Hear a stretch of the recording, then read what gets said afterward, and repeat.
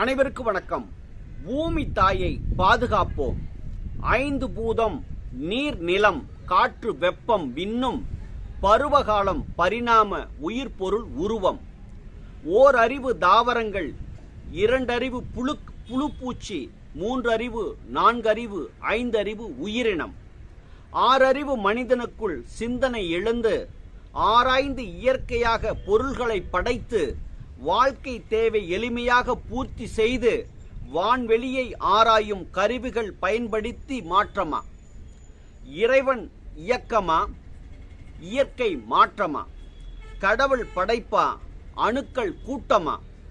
அகண்ட வெளி இருள் வெளியை ஆராய்கிறோம். புவி போன்ற கோள்களை தேடி அலைகிறோம். இயற்கை வளம் பூமியை பாதுகாப்போம்.